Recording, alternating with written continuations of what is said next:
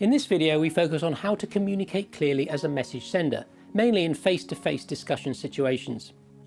The signals sent between the sender and receiver include spoken words, tone of voice, facial expressions, gestures and body language, and props such as graphic aids. According to Robert Bolton, a sender can have 3 characteristics that enhance the effectiveness of their communication, whatever the message. These are genuineness, without false front or facade; respect, with patience, fairness, consistency, rationality, kindness towards others; and empathy, or understanding another person's perspective. These are not what you'd expect. There's nothing about clarity of language, fluency of organised thought.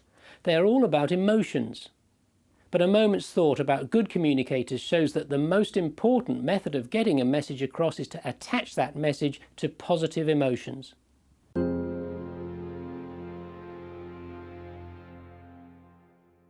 According to Thomas Gordon, there are 12 roadblocks in 3 groups that make a sender less effective, whatever the message.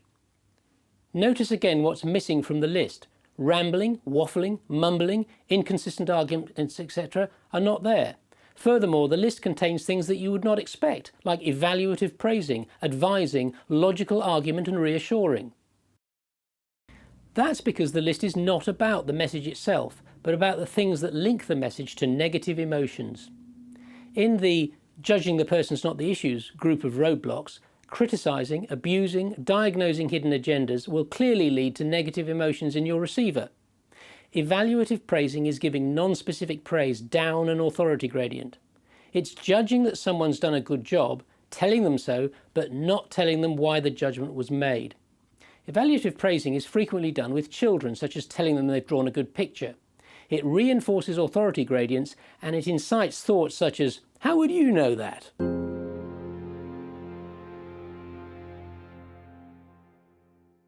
The converse is appreciative praising. This involves discussing what someone's done and admiring specific aspects that were clever, diligent, honourable or whatever.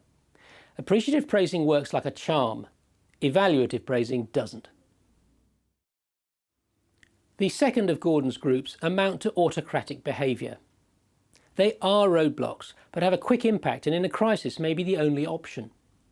The effectiveness of autocratic commands is dependent on fear and reward.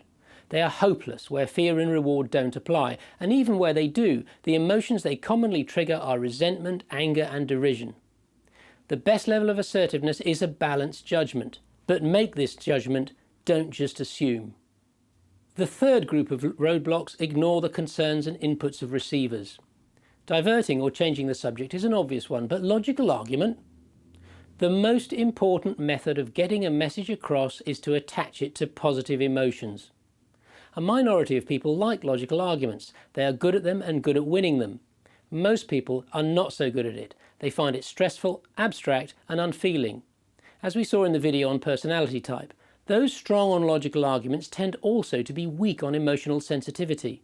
Add these two together and you get common truisms like "win an argument, lose a friend" and "a man convinced against his will, although convinced, will argue still." That's why logical argument, even when it's necessary, is a roadblock to communication.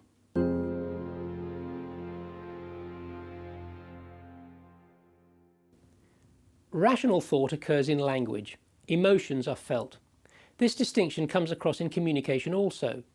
The words we communicate with predominantly convey a rational message.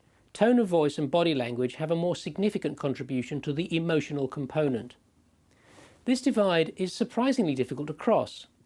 It takes considerable skill for a communicator effectively to invoke emotion with pure language, and to express rational argument in feelings is extremely difficult. In our minds, however, the link between emotion and rational thought is intimate. Our rational thought tends to follow where positive emotions lead and steer away from areas that lead to negative emotion. Knowledge of this link assists effective communication because it can be used for feedback control. We can read other people's emotions from their body language and tone and pursue areas of communication where they respond favourably. When they are not, we can revise our strategy or content accordingly.